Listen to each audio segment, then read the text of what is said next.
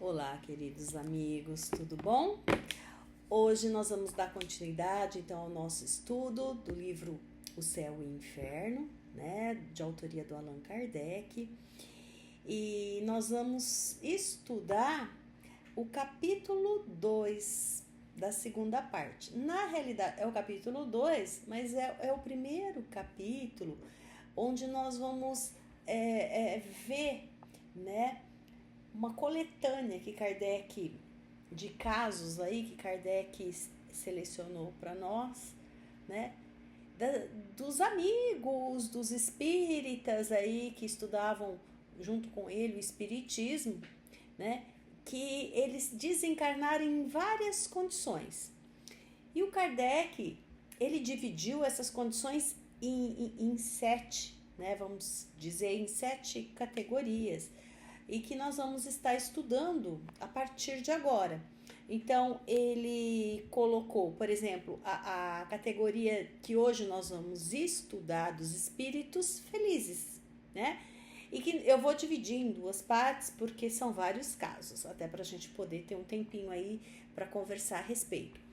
Aí tem a condição mediana dos espíritos, depois vai ter um capítulo de espíritos sofredores, dos suicidas, dos criminosos, dos arrependidos, dos espíritos endurecidos e, por fim, expiações terrestres, tá? Então, nós temos vários aprendizados aí à frente.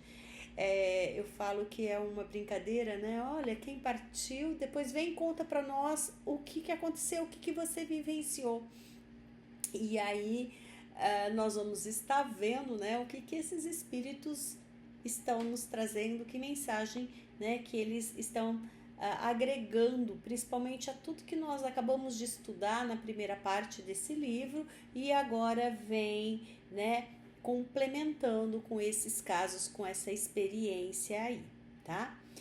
Então, nesse capítulo aqui 2, nós vamos ver o caso da senhora Sansão, do senhor Sansão, perdão, até o caso da viúva Folon, tá? Então vamos à nossa prece inicial, serenando nossos corações, mentalizando coisas boas. Agradecemos, Senhor, por essa oportunidade do estudo, por mais essa semana, por essa existência, que nós possamos estar sempre aprimorando os nossos aprendizados, procurando uma evolução, e que todo esse estudo possa despertar um pouco mais esses conhecimentos em nós, gradativamente colocando tudo em prática para a nossa melhoria da nossa existência e o aproveitamento. Que cada segundo, Senhor, cada momento da nossa vida, possamos valorizar, agradecer por todas essas belezas desse mundo, dessa existência que nós estamos vivenciando. E possamos ter todo esse discernimento. Muito obrigada e que assim seja. Bom, então vamos agora, né? Eu só vou recordar um pouquinho o que nós vimos praticamente até agora de uma forma geral, né? É uma recordação muito breve, em um slide, né? Que nós vimos a questão que nós temos o que é o céu e o que é o inferno, né? O céu dos anjos, dos eleitos, né? De coisas boas. Existe o céu ou o inferno? Isso, né? Nós acabamos de estudar na primeira parte.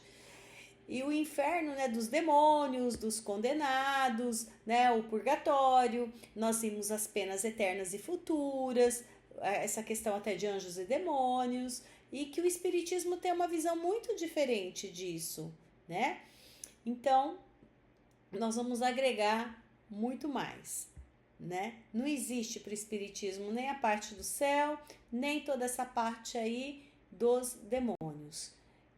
O que existe? Que o Allan Kardec nos mostrou que o inferno vão refletir o que? As nossas percepções. Como eu vejo esse mundo material, a infelicidade, os sofrimentos, as torturas do mundo, né? E tudo isso é muito diferente do que nós refletimos na nossa doutrina espírita, tá? Ela nos traz reflexões.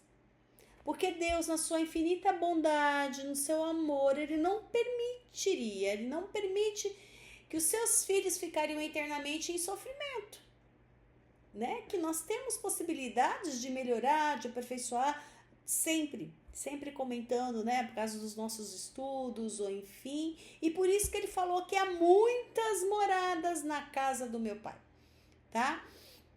Explica que o inferno não tem essa percepção desse sofrimento, né, materializado como imaginamos, né? Então, mas que todos nós temos possibilidades e é o que se espera de tornarmos, de sermos espíritos perfeitos, né? Então, não é para nós ficarmos eternamente em sofrimento, melhorarmos, aperfeiçoarmos. Então, ele traz, né, essas várias moradas e até mesmo quando eu comentei no início, né, quando eu falo que tem várias condições de espírito que Allan Kardec até dividiu em 7 categorias, que é o que nós vamos falar. Então, dependendo desses estilos de espíritos, de que forma que eles tiveram a sua existência, como eles lidavam com tudo isso na existência, os tipos de desencarnes que tiveram, né, as várias moradas, né, como eu já comentei, que nós vamos já estudar espíritos felizes, vai ter morada, condições medianas, os sofredores, os suicidas, os criminosos, os arrependidos, os espíritos endurecidos, expiação terrestre, enfim, não importa, para o nosso Pai sempre há uma morada e uma nova oportunidade, uma nova chance para nossa evolução. Vamos então ver um pouquinho mais sobre isso. Então, espíritos felizes. Nesse capítulo, né, nós vamos ter depoimento de vários espíritos nessas condições e por isso que nós vamos dividir em 2 aulas, né? Então, hoje nós vamos estudar o Senhor Sansão, a morte dos justos, o Jobar, Samuel, Van Duster, Six Derners. Eu não sei falar francês, então eu vou no aportuguesado mesmo, então me perdoe. E sobre o Dr. Demur, certo?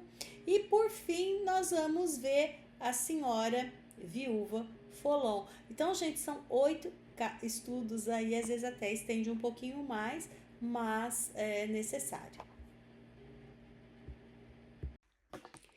Bom, então vamos para o nosso primeiro caso. Quem que era o senhor Sansão, né? Ele era um antigo membro da Sociedade Espírita de Paris. Ele desencarnou em 21 de abril de 1862 e depois de um ano que ele tinha, assim, muito sofrimento, né? Bom, ele colaborou aí com Allan Kardec na codificação. Quando nós olhamos até o Evangelho, né, segundo o Espiritismo, por exemplo, no capítulo Perdas das Pessoas Amadas, Mortes Prematuras, o capítulo, se não me engano, é o capítulo 5, né, foi escrito por ele. Ele dissertava muito sobre a lei, por exemplo, do amor, né? Então, ele foi um grande colaborador do Allan Kardec, tá? 2 anos antes do seu desencarne, ele chegou a conversar com Allan Kardec em uma carta que ele solicitava que após a sua morte, que fosse o mais rápido possível, que ele fosse evocado, tá? Isso ele chama, né, até colocado no livro, como uma autópsia espiritual. Era um meio de estudar, tipo, fase por fase do desencarne, através dessas evocações, as diversas circunstâncias da morte, né? Então, ele chama aí de espécie de autópsia espiritual, onde, por essa evocação, ele vinha e prestava esclarecimento das dúvidas, até das dúvidas que os amigos ali da sociedade espírita estavam querendo, né? Como que é o desencarne, como que ele se encontrou, mas não só no caso do senhor Sansão. Em todos esses casos que eu vou passar, vai falar como que foi o desencarne, quanto tempo, como que ele se sentiu, como que foi a passagem que nós acabamos de ver um capítulo sobre a passagem, como que ela é, até falando das 3 fases que tem na passagem. Nós vamos ver muito essas 3 fases aqui nos casos, que é a fase do desligamento do corpo espiritual, depois vem a fase da perturbação e a fase do despertar, né? Então, muitas vezes nós vamos perceber, prestar bastante atenção nos casos, porque eles vão mostrar isso, principalmente esse daí de Felizes. Então, como ele tinha um conhecimento da doutrina, né, ele seria uma pessoa capacitada para esclarecer tudo isso de uma forma bem objetiva, né? A maioria aqui desses casos tinha um conhecimento da doutrina espírita.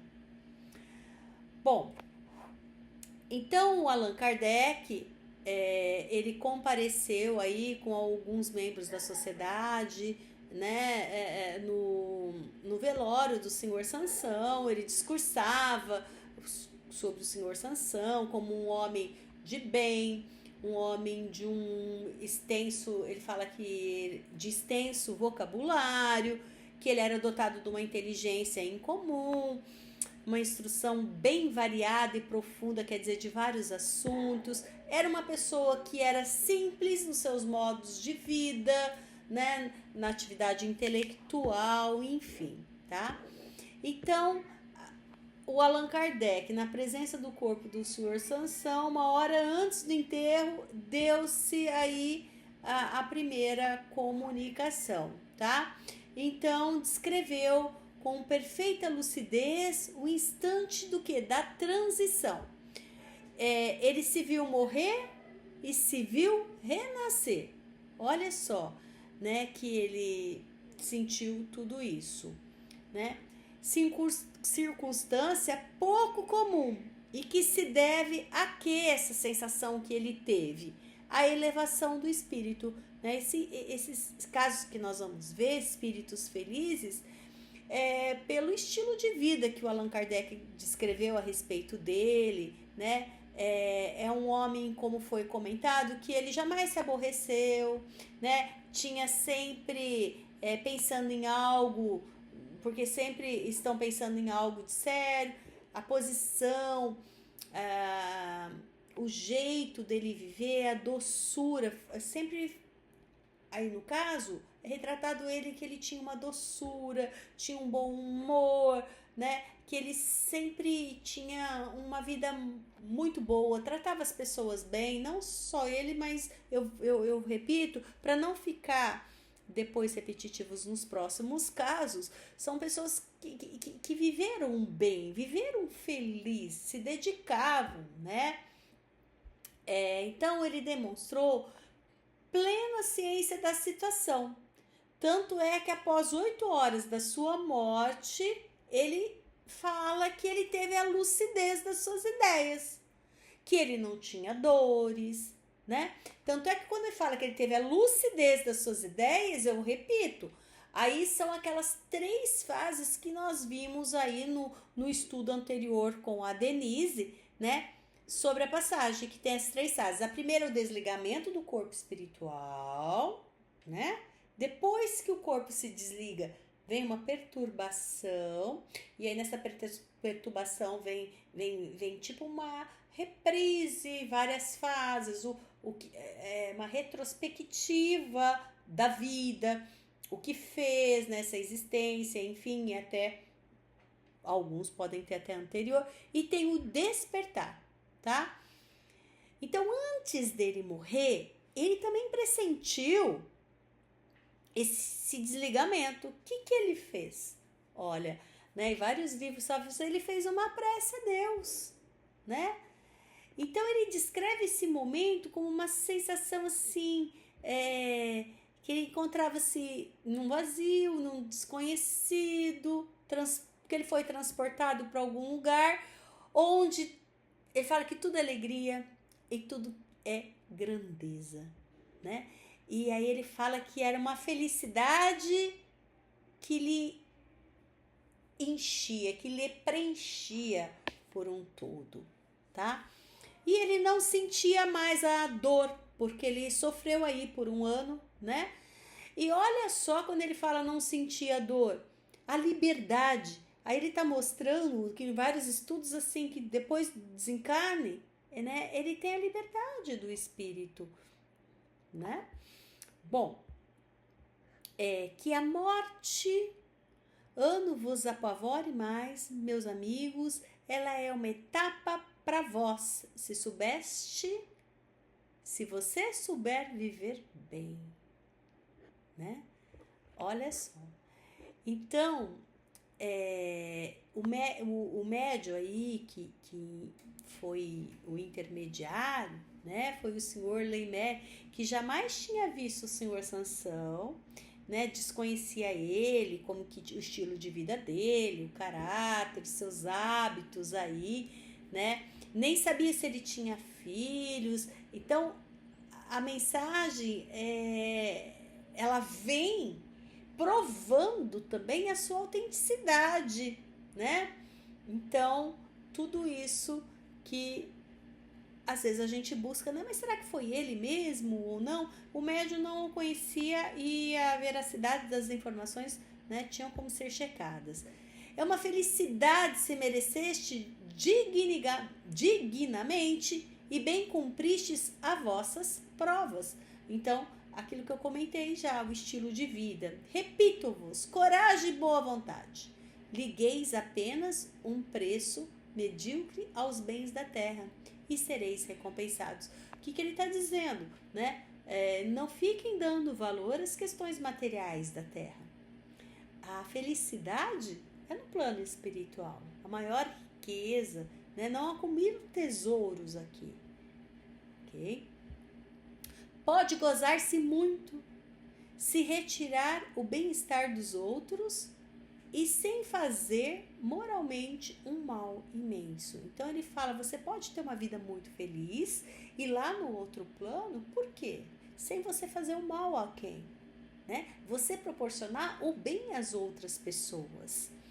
Então aí, por isso que na nossa prece eu bati muito nisso, tá? Para a gente refletir nos nossos atos, nas nossas atitudes, o que nós podemos fazer de bem para as pessoas. Então isso sempre acaba sendo recompensado para nós termos essa felicidade aí muito maior. Que a terra me seja leve, né? Ele complementa. Bom, aí vem uma das perguntas sobre se a passagem tem sensação penosa ou dolorosa. Olha o que ele nos responde. Daí uma ruptura violenta, como se o espírito houvesse de fazer um esforço sobre-humano para escapar-se do seu invólucro. Esforço que absorve todo o ser, fazendo-lhe perder o conhecimento do seu destino. Quer dizer, não tem um controle ali, tá?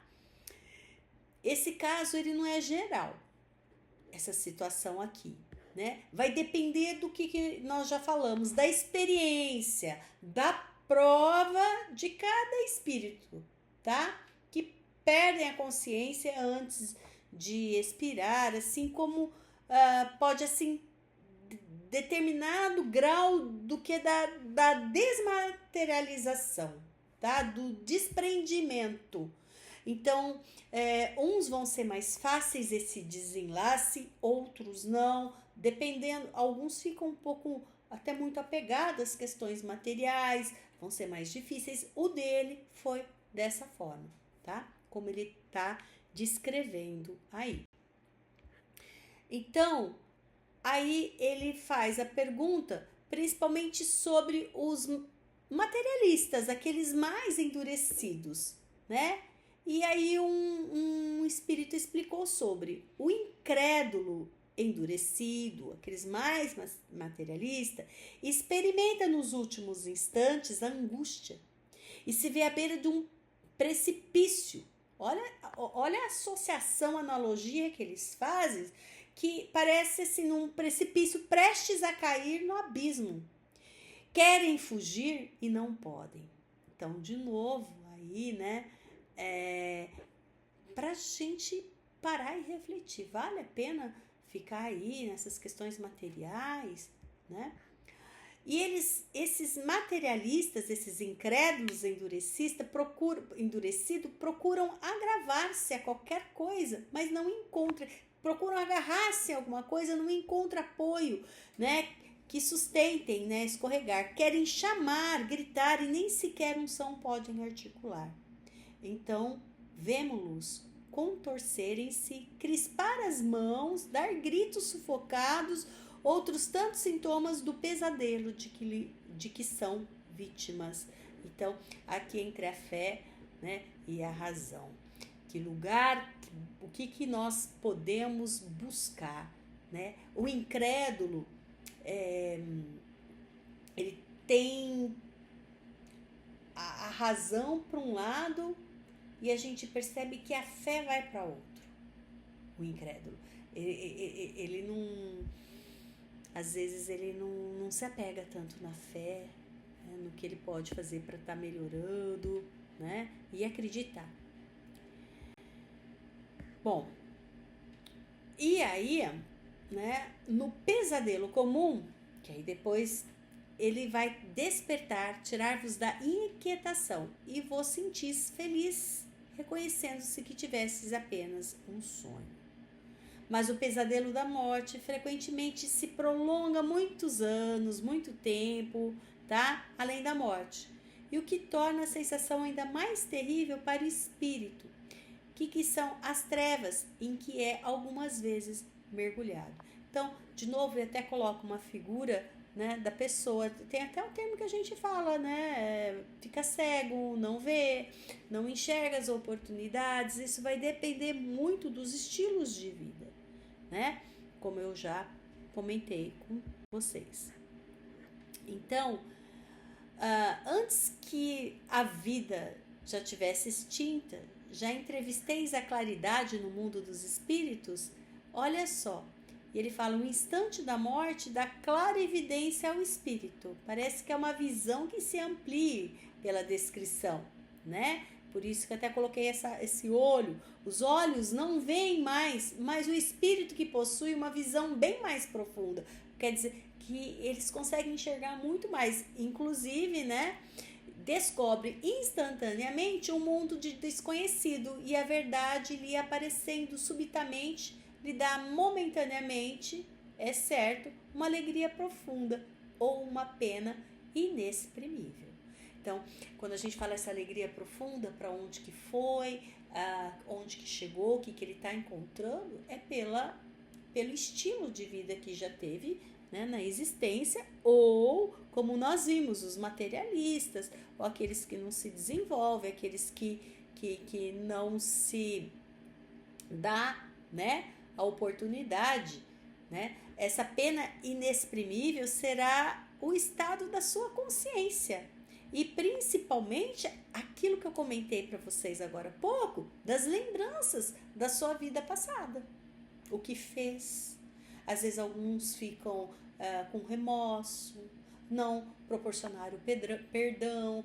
Se eu tivesse perdoado, se eu tivesse feito isso, porque já foi, né? Às vezes a gente precisa, o que a gente precisa tomar consciência são os momentos, estamos aqui, nesse momento, agora, e viver as oportunidades, olhar a vida com maior amor, com maior carinho, valorizando tudo que nós temos ao nosso redor. Aí perguntaram para ele o que ele viu, né? a lucidez não retorna instantaneamente, né? Olha só que maravilhoso. Vi-me cercado de numerosos e fiéis amigos. A hora que ele desencarnou, encontrar lá, se encontrar amigos, encontrar família, encontrar local melhor, né? Todos os espíritos protetores que vêm nos auxiliar me cercavam e me sorriam. Uma felicidade sem igual os animava. Porque sempre fala da felicidade do retorno, da missão cumprida, né? De você... falam os nossos espíritos, os nossos protetores, os nossos anjos da guarda, né? E como ele trabalhava na sociedade espírita também, a questão dos espíritos protetores ali, né? Do trabalho deles. O que vi não tem nome na língua humana. Eu achei isso tão lindo, né? Quer dizer, não tem nome, ele não consegue descrever para nós toda essa sensação. E perguntaram para ele também qual o aspecto dos espíritos, né? Como que se vê. Ele fala que conservam-se a forma transitória que tiveram na Terra. Como que eles gostariam, né, de ser, né?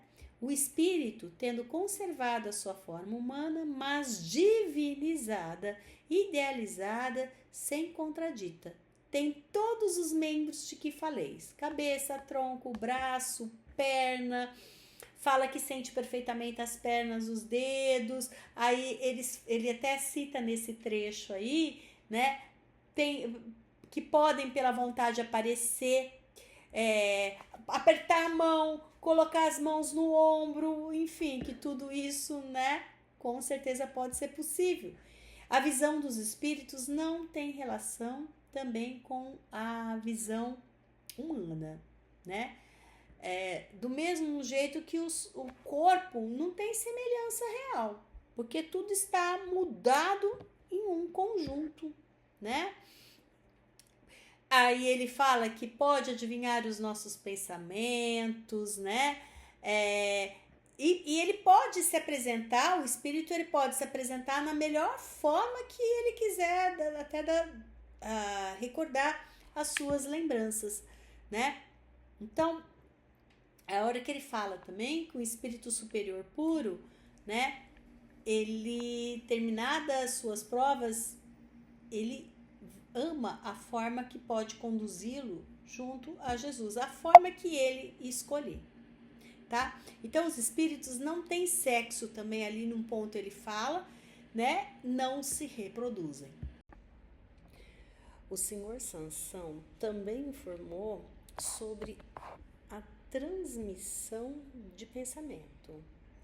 Ele falou que não é fácil, né, compreender essa transmissão de pensamento, até por nós, e ele comentou que é como se fosse o ar que vos cerca, impalpável, como nós, carrega o caráter do vosso pensamento. Então aqui tem até uma figura que eu trouxe, né, de sincronização, né, a forma como aqui está o nosso pensamento, e o que ele acrescenta, né? O sopro que exala é como se fosse, se nós estivéssemos ou respirando ou soprando, né? Esse ar, né? Ou como se fosse uma bexiga, alguma coisa nesse sentido, né? Por assim dizer. E a página escrita é a página escrita de vossos pensamentos. Então, conforme nós vamos pensando, ou como nós inspiramos ou expiramos, o pensamento é dessa forma, o processo dele, como que ele flui. Então, aqui como se fosse a inspiração e a expiração nesse sentido, né?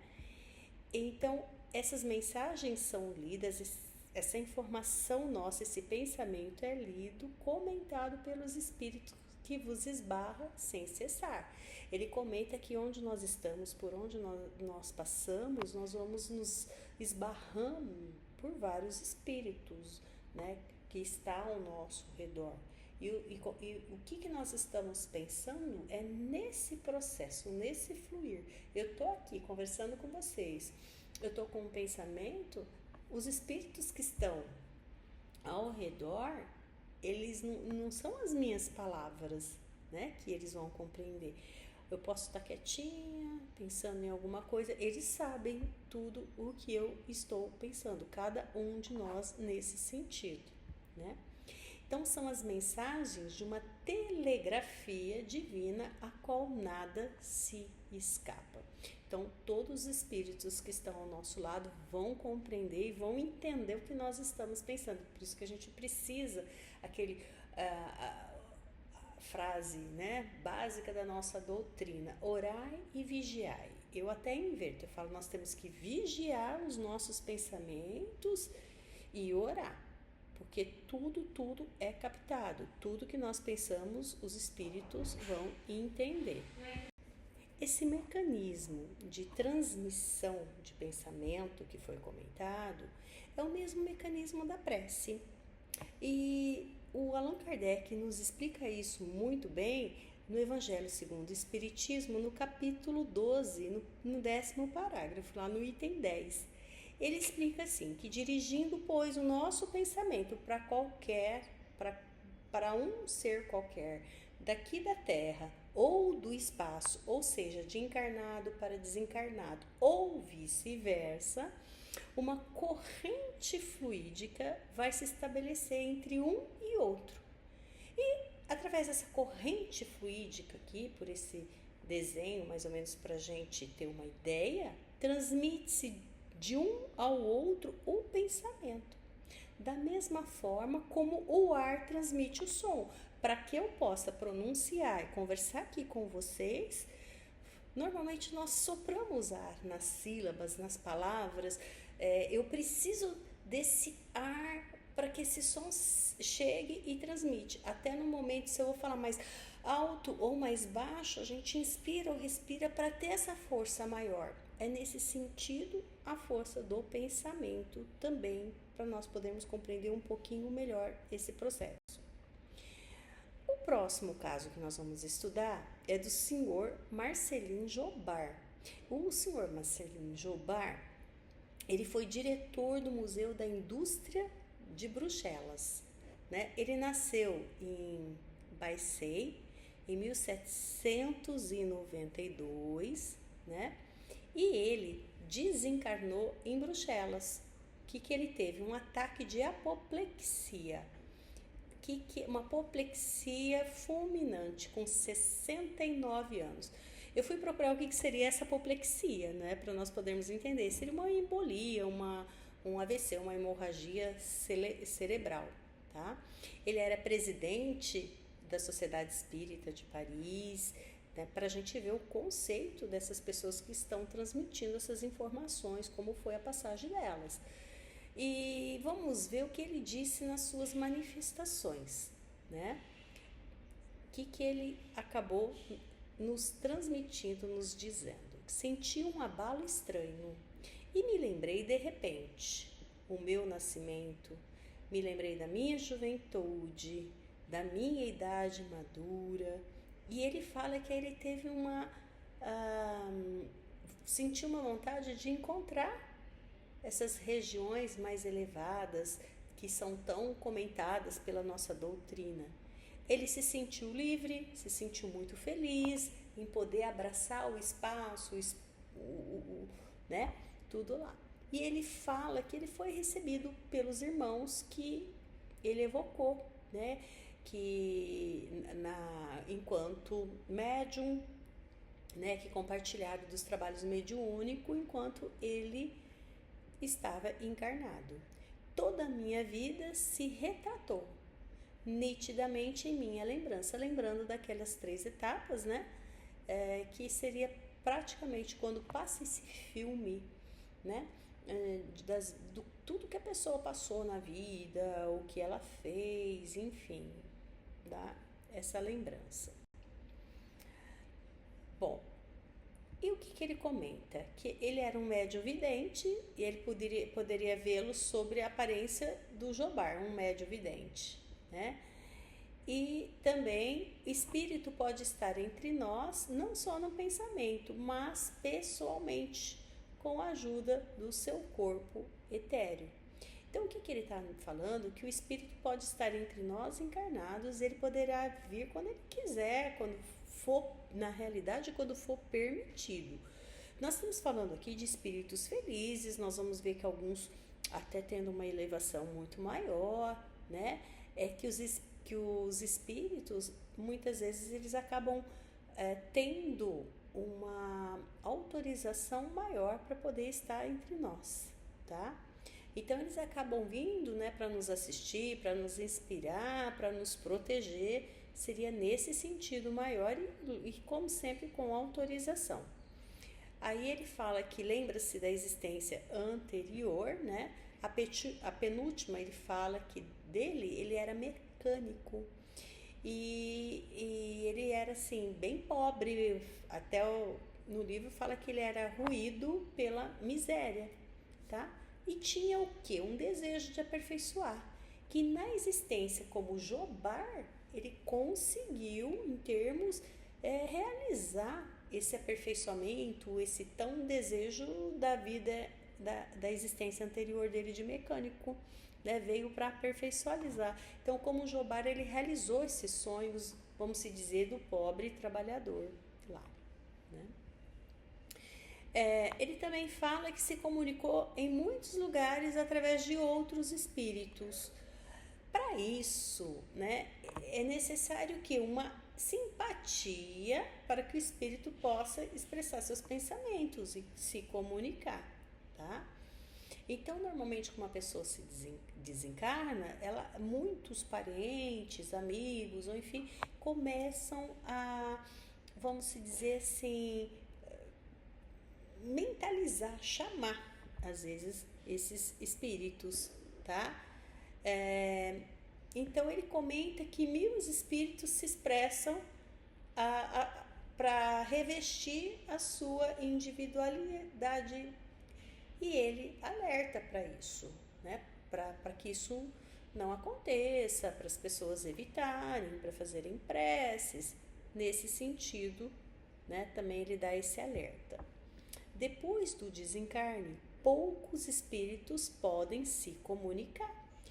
Então, às vezes, a família desencarnou agora, passa por aquele desejo, aquele desespero, já quer... Quantas vezes dentro do centro, né, da nossa doutrina, a gente percebe que as pessoas chegam lá, eu quero uma carta, eu quero uma psicografia, eu quero saber como tá. E os espíritos não estão preparados. Então, ele já dá esse alerta para nós, mesmo por um médium, né? Tem que tomar, que mesmo que tenha afinidades, enfim, tem que tomar muito cuidado com essas informações, né? Com todo o preparo.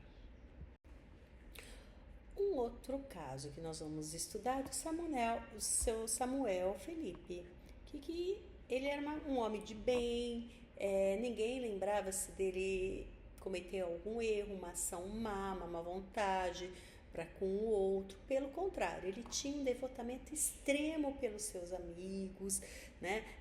Ele acolhia todos, tratando, principalmente fazendo favores para os vários amigos, né? Mesmo contrário aos seus interesses, ele sempre estava pronto para ajudar. Trabalhos, fadigas, sacrifícios, nada impedia de ser útil, e isso sem ostentação. Então ele admirava-se quando lhe atribuía por esses preciosos ou grandes méritos. O desencarne dele foi em dezembro de 1862, com 50 anos, com dolorosas enfermidades. Quanto ao momento da passagem, né, dele, ele lembrou-se dos últimos momentos, ele fala que a lembrança foi retomando pouco a pouco, que às vezes ele tinha momentos de lucidez e de sonolência e que pouco a pouco as ideias adquiriam mais clareza. E olha o que ele fala aqui: a morte foi para mim como um sono tranquilo. Não tendo preocupações com o futuro, não me apeguei à vida. Não tive, por conseguinte, de me debater nos últimos instantes. A separação operou-se sem esforços, olha só, sem dor, sem que houvesse sequer me apercebido. Não sei quanto durou esse último sono, mas foi breve. O despertar, a última fase, né? da passagem foi tão calmo que contrastava com a minha situação anterior, porque ele ficava doente. Então, daí ficou doente. Então, o que se fala, né? Que depois não sente mais essas dores, mas era um espírito super abençoado, um espírito que devotado, se dedicando aos amigos, às pessoas, a tudo. Então, por isso desse capítulo, né, falando aí de espíritos felizes. Muitas tribulações foram semeadas em sua vida, mas nunca faltou coragem para ele. Ao que ele fala, Deus, obrigada, e hoje eu me felicito por isso. Quantas coisas teria perdido se cedesse aos desencorajamentos, né? Às vezes aqui eles passam essa mensagem nos encorajando para os obstáculos, para as dificuldades, para os enfrentamentos que nós temos na vida. Não adianta aí, né? Vai ter uma senhora que a gente fala muito que ali no próprio no livro é falado da resiliência, da resignação, da coragem, da vontade, da garra. Então, depois a gente tem essa libertação, a gente encontra essa felicidade.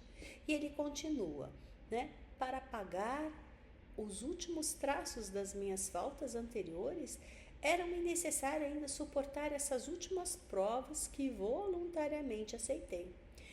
A essas provas eu me bendigo hoje. Com elas rompi com o passado.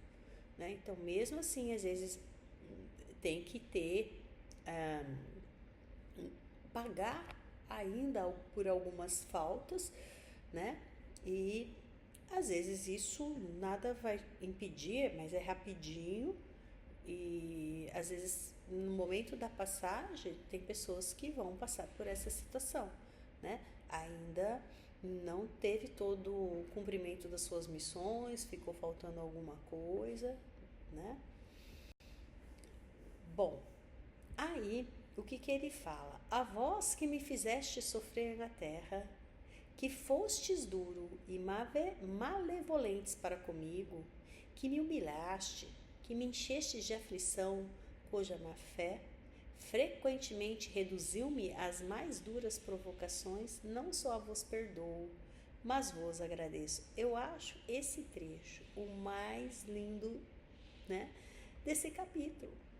Ele está agradecendo pelas pessoas que não perdoaram, que fizeram alguma maldade, mas que de uma certa que fizeram ele sofrer, porque esse sofrimento fez ele aperfeiçoar. Olha o quanto que ele dá continuidade a essa mensagem, que é muito bonita esse trecho. Aquelas pessoas que me fazeram mal, não desconfiaste que me fazeis tanto bem. Isso daí é pra gente recordar sempre, hein? Portanto, verdade que vos devo, em grande parte, a felicidade de que ele goza ali no plano espiritual, porque me forneceste ocasião de perdoar e de pagar o mal com o bem. Deus vos colocou em meu caminho para provar a minha paciência e me exercitar na prática, né?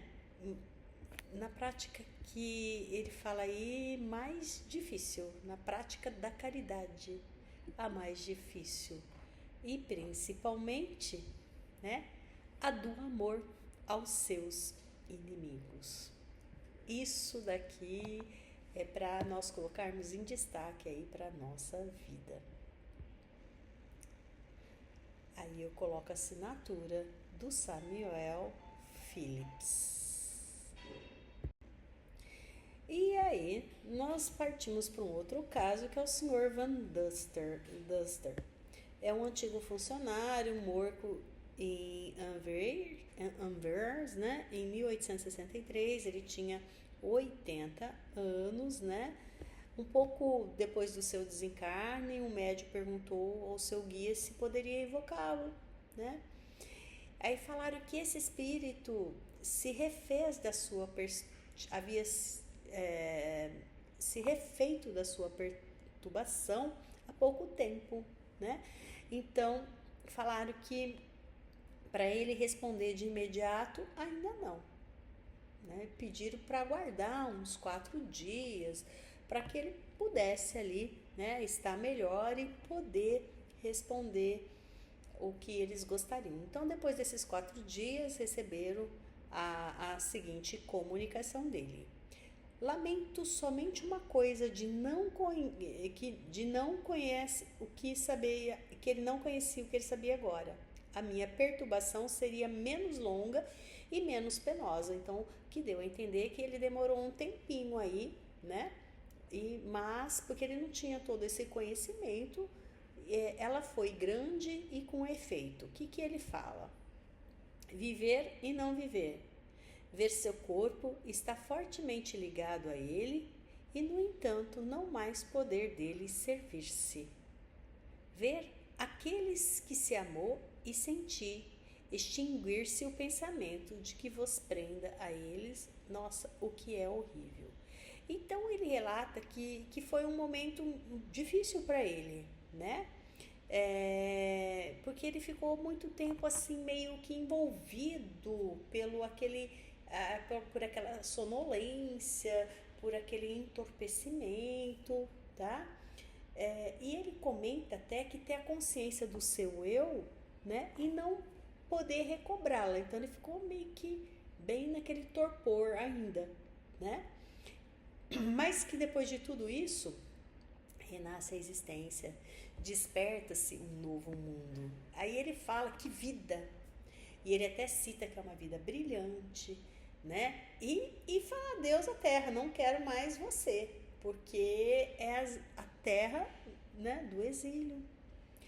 Então tudo isso por não ter, ele passou por essa situação por ele não ter tido as informações da doutrina anteriormente. E aí um alerta para nós sabemos disso, já estamos conhecendo, sabemos das 3 fases da passagem, como que é o processo. Tiveram uma aula aí bem longa até da Denise, no sentido assim, porque o assunto é muito interessante, mas pra gente compreender tudo isso. E a alma, o que ele fala, ela teria se libertado muito mais fácil com o conhecimento. Olha a nossa doutrina aí, o quanto que ela é maravilhosa para tudo isso.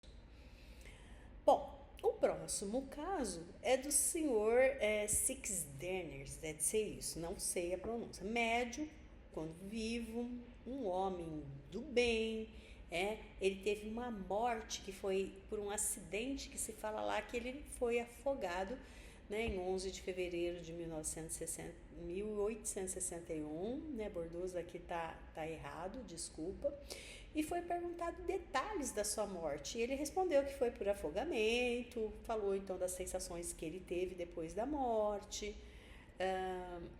Ele inicia falando que parece um sonho, e às vezes um pesadelo, né, com algumas sensações aí que ele acaba encontrando, né? Olha a descrição que ele fala: encontrarás mais do que esperava. Despertar foi muito feliz, indo para um Éden delicioso. Eu até coloco uma imagem que, né, bem gostosa, deliciosa, o que ele acaba falando. Despertar cercado por todos aqueles que amastes e sorastes, vê ao redor de ti rostos adorados de sorrirem com bondade, e respiras os mais suaves perfumes de flores, de tudo que nós possamos imaginar. Tu sentes envolvido pelo amor de Deus, como a criança que nasce está envolvida pelo amor de sua mãe. Então ele faz um relato muito lindo e bonito, mas apesar de falar, né, desse sonho, daquele torpor que tem a princípio. O que ele nos diz mais, né? Que para aplicar-te a felicidade eterna, eu te direi, ama.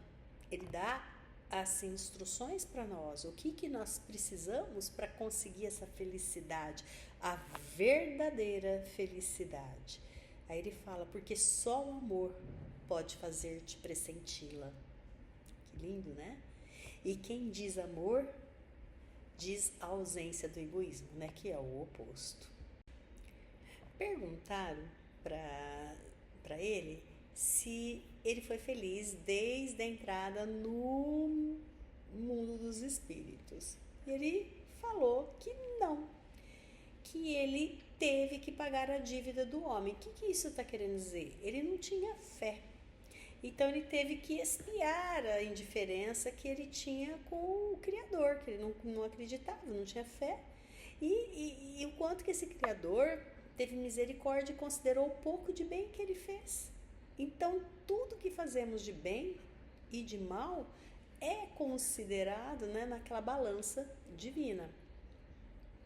As dores que senti com resignação, quer dizer, o que é resignação? Sem lamúria, sem queixa, de enfrentar a vida de frente, né? Apesar do meu sofrimento e sua justiça, que tem uma balança que os homens não compreenderão jamais, né?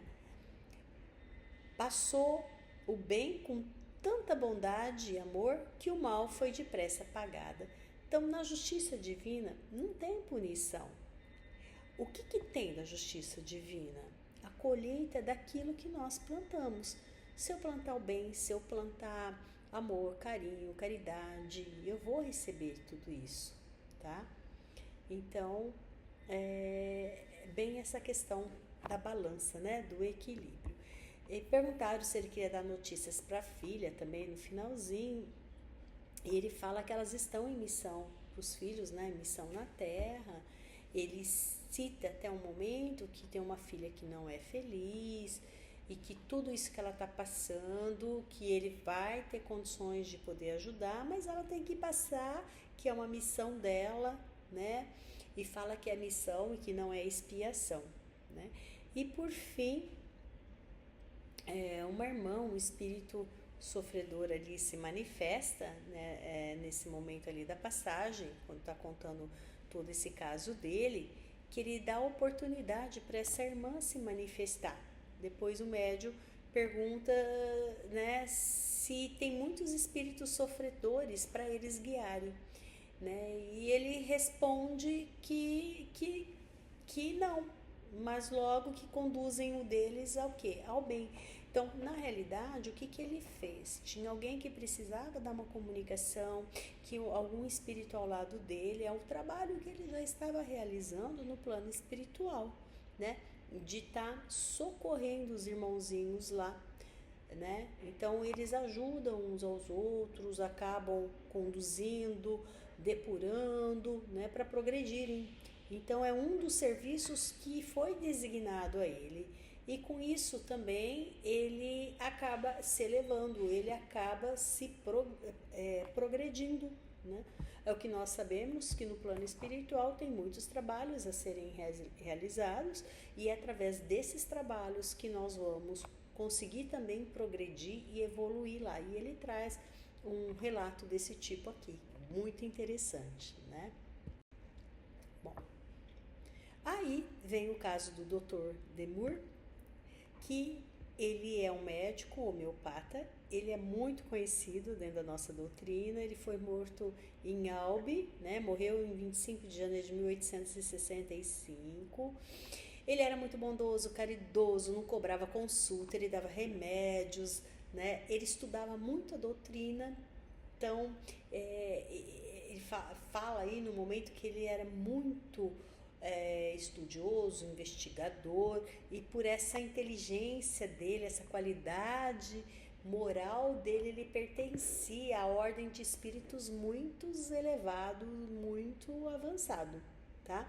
Tanto que ele se comunicou até no primeiro dia após o desencarne dele. A morte emprestar à minha alma esse pesado sono. Olha como que foi a passagem dele, ele também teve sono, então para a gente entender, né, esse torpor. Aqui se chama letargia, porém o meu pensamento estava desperto. Então ele tinha aquele sono, mas ele estava consciente do que estava acontecendo. Sacudido o torpor funesto da perturbação, consequentemente a morte, levantei-me e de um salto fiz a viagem. Então, como que foi toda essa passagem dele, né? Como sou feliz, não mais velho e nem enfermo. Olha só, nem mais velho. O corpo, esse era apenas um disfarce. Então aí ele fala que ele era jovem, belo, sem rugas, cabelos não branqueavam, né, na duração do tempo, ágil, leve como um pássaro que cruza, ele fala que cruza os horizontes, os céus, enfim, né? Bem assim, a grandeza do Criador, fala de maravilhas que cercava, e ele até fala: sou feliz e estou na glória. Mas o que ele fez para tudo isso, né? A comunicação que nós vamos ver agora, ela foi de 1º, 2º, 1 ou 2 de fevereiro, e nessa comunicação fala sobre a enfermidade, né, de um acidente aí que o Allan Kardec teve, né?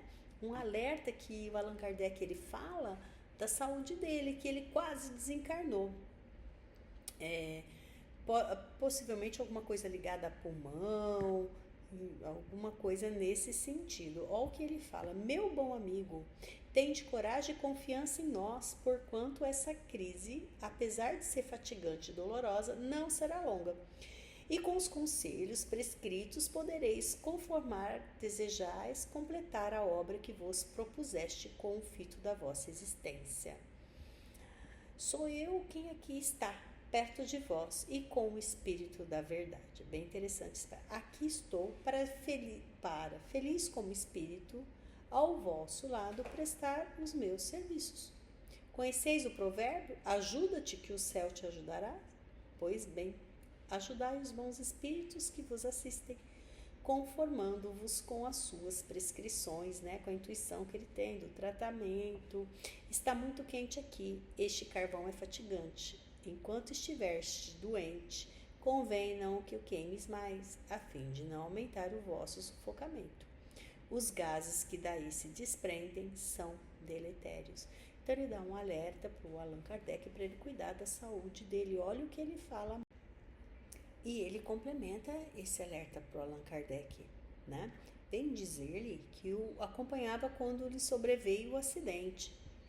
De acordo com as minhas observações e com os informes colhidos em boa fonte, é evidente para mim que quanto mais cedo se der a sua desencarnação, tanto mais breve reencarnará para completar a sua obra. Olha o alerta que ele estava dando: às vezes ele não cuidar da saúde dele, ele poderia estar desencarnando e não cumprindo a missão, né?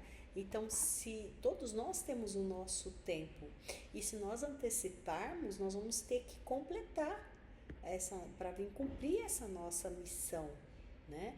E ele dizendo toda essa verdade aí para Allan Kardec: é preciso, contudo, antes de partir, dar a última demão às obras complementares da tua teoria doutrinal, de que é o iniciador da nossa doutrina. Olha só: se, portanto, o alerta, por excesso de trabalho, não atendendo à imperfeição do seu organismo, antecipar a partida para cá, para o outro plano espiritual, será, aí eu ponho um belo de um destaque, passível de pena de homicídio voluntário, né? O Allan Kardec desencarnou em 1869, aí 4 anos depois, e foi de um aneurisma. Então, a gente percebe que muito trabalho, muita pesquisa, a escrita dos livros e tudo isso, ele estava às vezes deixando a própria saúde, e aqui ele deu o alerta para ele não desencarnar antes do tempo, senão seria um homicídio voluntário, né? Um alerta para a saúde nossa. E o Dr. Demur é muito conhecido pela um caso que fala-se da lucidez sonambúlica da senhora G, né? Então aqui a senhora G, ela era uma médium sonambúlica, que são o sonambulismo é fenômenos da emancipação da alma. Ela era vidente, muito lúcida, né? De grande sensibilidade, se reuniu ali, né? Eles na reunião falaram sobre a morte do Dr. Demur. Naquele dia reuniram-se por convite ali, né, sobre o socorro que dariam à senhora G, que sofria com fortes dores no pé por conta de uma grave entorse que ela tinha, tá? Sobre isso, mas ninguém sabia mais nada, tal. Deram início à reunião. Ao entrar em transe, a senhora G começou a soltar gritos enormes, mostrando o pé, descrevendo que um espírito que a mantinha a fisionomia oculta estava fazendo fricções, massagens no pé dela, enfim, né? Exercendo tração longitudinal, acho que tipo puxando o pé dela sobre a parte lesada, como faria qualquer médico. Mas a crise durou pouco, minutos, depois desapareceu toda essa inflamação, desapareceu todo as dores, essa luxação dela.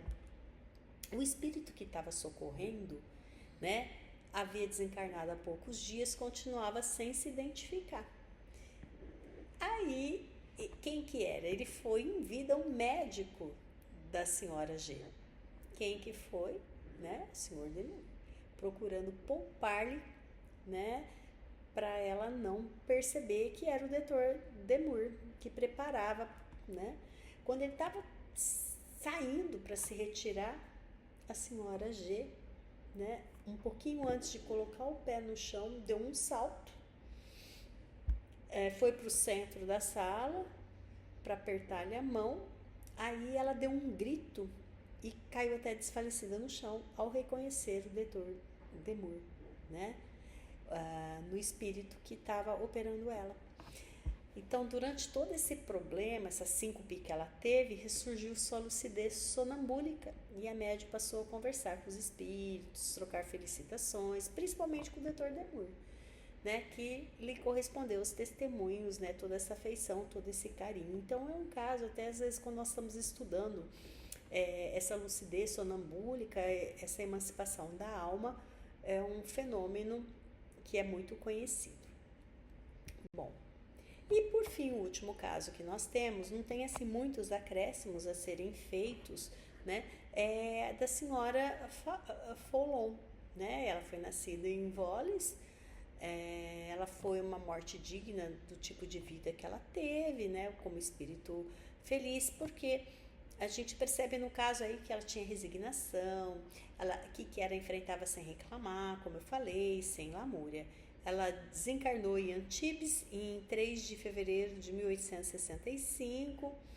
Então, ela sacrificava o repouso, a saúde, os interesses em prol dos necessitados, fazendo o bem sempre para as pessoas. Então, muitos sacrifícios rudes, aprovações, desde a mocidade dela, que ela enfrentou com o quê? Com coragem e resignação, né? Como se fosse essa corrente para a gente poder ter a liberdade, mas não ficava lamuriando, não ficava se queixando. Ela trocava o bem pelo mal, e aí, olha que lindo, né? No próprio livro fala que ela tinha uma consciência ilibada, honesta, né? Bem, mas olha só, nada foi fácil para ela, foi muito difícil, desde solteira ali, desde moça, ela ficou cega, onde ela conheceu a doutrina espírita. Ela desencarnou calmamente, com serenidade, convicta de haver completado a missão, cumpriu os deveres de esposa, de mãe, perdoou todos com bondade e justiça divina, desencarnou com convicção que ela ia se afastar dos filhos, mas ela, mesmo em espírito ela poderia aconselhá-los, protegê-los, qual fosse o ponto, né, do globo em que ela se achasse, né, deles. Então, o que traz esse caso da viúva Follon? De novo, o bem que a gente faz, tudo de bom para a família e para as pessoas, a gente tem essa liberdade, né, essa parte tão boa e tão agradável no momento da passagem para encontrar um mundo, um plano espiritual muito bom para todos, né? Que fazem o bem, que praticam o bem. Então aí nós chegamos ao final dessa primeira parte desse capítulo, né? Que nós vimos. Eu peço para que vocês leiam, se vocês tiverem alguma dúvida de alguma parte do capítulo, porque a mais é caso mesmo. Eu tentei fazer um resumo e que não foi fácil, que é bem maior, né? Tanto eu, a Larissa, a Carla, enfim, todos os monitores prontos para nós podermos sanar todas essas dúvidas. E a semana que vem eu trago os outros estudos desse capítulo para que nós possamos dar continuidade ao nosso estudo. Desejo que vocês tenham um excelente estudo, uma excelente semana e até a próxima.